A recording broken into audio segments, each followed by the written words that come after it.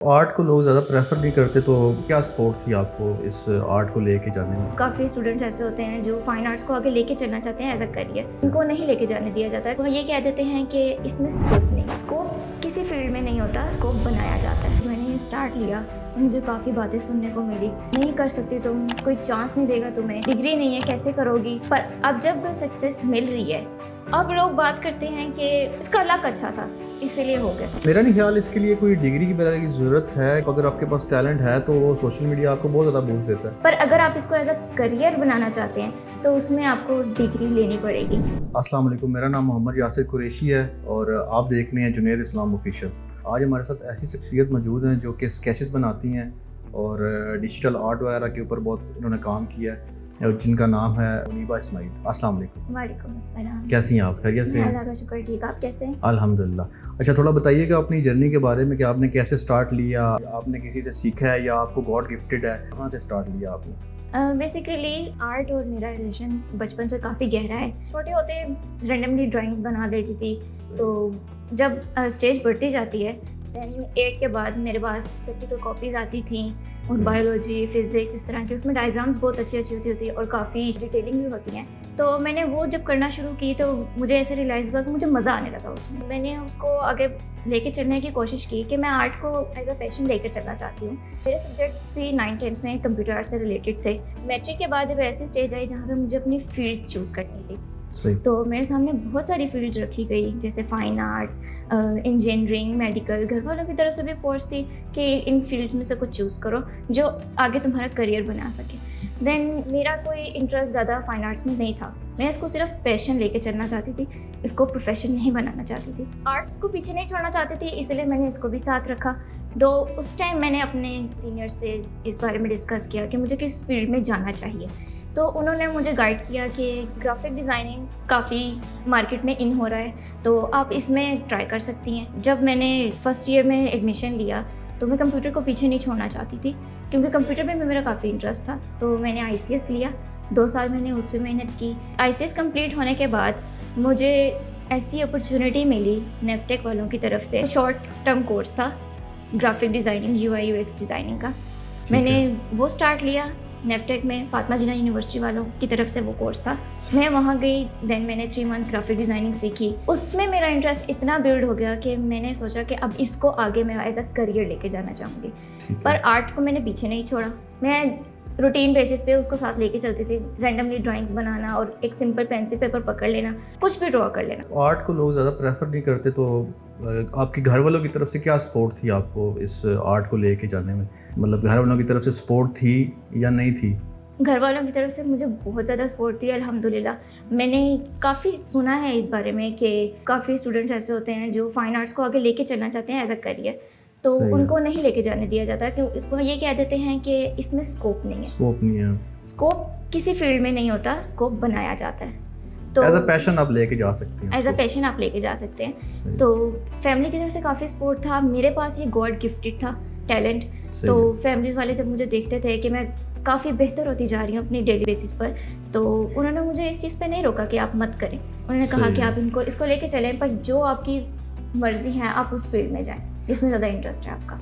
अच्छा, सही है। अच्छा, लोग इसको जो है वो एज अ पैशन लेके चलते हैं, तो इसको प्रोफेशन में कन्वर्ट किया जा सकता है? जो आर्टिस्ट होते थे वो आर्ट को लॉन्ग टाइम के लिए आर्ट बनाते थे, ह्यूज पेंटिंग्स बनाते थे और उसको सिंपल डिस्प्ले कर देते थे, उसको प्रमोट नहीं किया जाता था उस टाइम पर। और आज के डिजिटल दौर में आर्ट को इस तरह प्रमोट किया जाता है कि इसको एक फुल टाइम करियर बना दिया गया है। अगर आप इसको एज अ करियर और प्रोफेशनल लेकर चलना चाहते हैं तो आप इसमें आगे डिग्री भी ले सकते हैं। पर अगर आपने इसको सिर्फ अपना पैशन और स्किल के तौर पर रखना है तो टेफ्टा कॉलेज है जिसमें शॉर्ट टर्म भी हैं और लॉन्ग टर्म भी कोर्सेज हैं।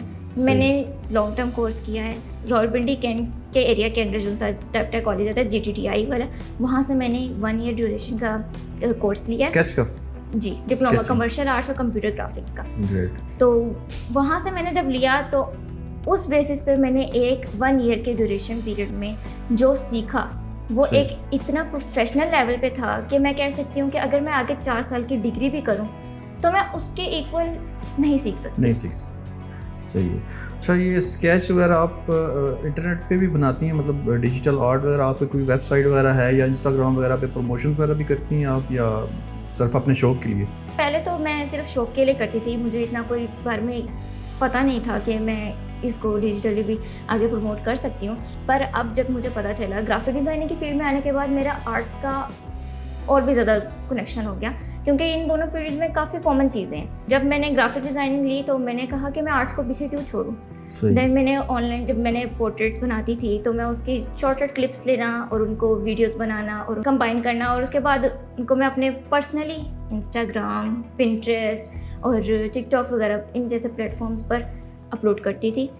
उसके बाद मुझे आहिस्ता आहिस्ता करके जब प्रमोशन मेरी बढ़ती गई तो इस थ्रू मुझे काफ़ी ज़्यादा ऑनलाइन स्केचेस के ऑर्डर्स भी आना शुरू हुए। सही। और इसको मैंने एज अ साइड बिजनेस बना लिया अपना। ठीक हो गया।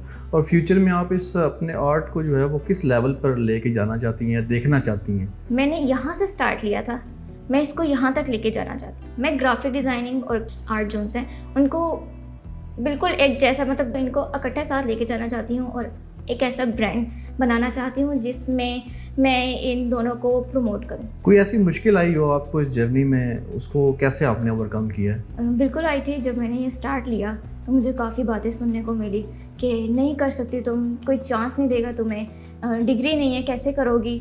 तो मैंने अपनी लाइफ का एक मोटो बना लिया, होप। उम्मीद है तो सब कुछ है, उम्मीद पे दुनिया कायम है। इसीलिए मैंने इग्नोर किया सबकी बातों को। देन मैंने जब स्टार्ट लिया और आहिस्ता आहिस्ता काफ़ी अप्स एंड डाउन्स थे मेरी जर्नी में। अब जब सक्सेस मिल रही है तो अब लोग बात करते हैं कि इसका लक अच्छा था इसीलिए हो गया। हाँ, ऐसा ही है, जब हो जाए तो लक अच्छा था, ना हो तो फिर लोग खींचते ही हैं। सही है। अच्छा, आप बिगनर्स को क्या एडवाइस करेंगी कि जो इस फील्ड में आना चाहते हैं उनको क्या क्या करना चाहिए और क्या आप एडवाइस देंगी उनको?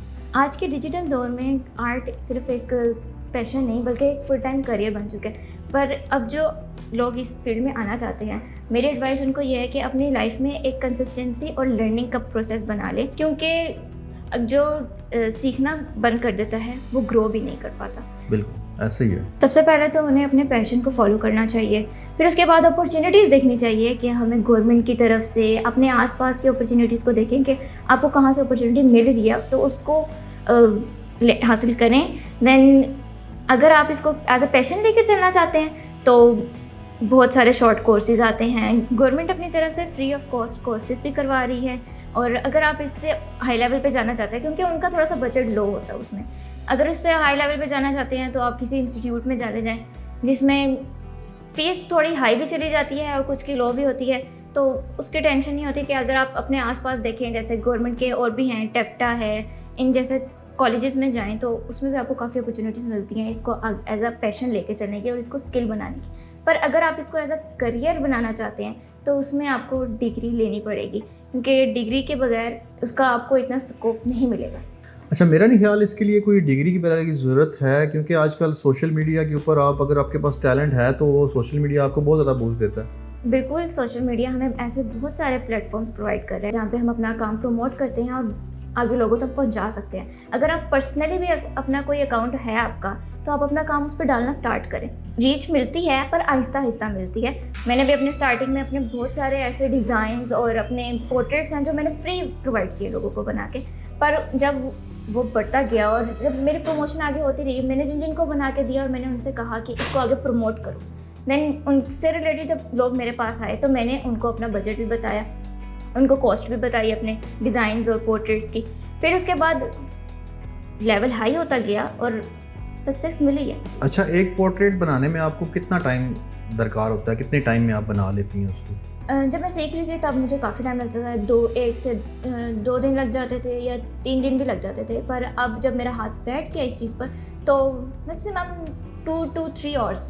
थैंक यू, आपका बहुत शुक्रिया, आप यहाँ पे आई, अपना टाइम निकाला और अपनी एक्सपर्टीज शेयर की। थैंक यू सो मच आपका भी, and big thank to sir junior जिन्होंने मुझे इतनी अच्छी अपॉर्चुनिटी दी अपने टैलेंट को प्रमोट करने की और लोगों के सामने लेकर आने की। लास्ट में आप हमारी ऑडियंस को क्या एडवाइस देंगी? मैं लोगों को यही कहना चाहूँगी कि अपने पैशन को फॉलो करें और लर्निंग और कंसिस्टेंसी का माइंडसेट बना लें, क्योंकि जब इंसान सीखना छोड़ देता है तो वो ग्रो भी नहीं कर पाता। अगर आपको भी ये वीडियो इन्फॉर्मेटिव लगी है तो ऐसी और वीडियोज़ के लिए हमें लाइक करें, शेयर करें और हमारे चैनल को सब्सक्राइब करें। Thank you. अस्सलाम वालेकुम।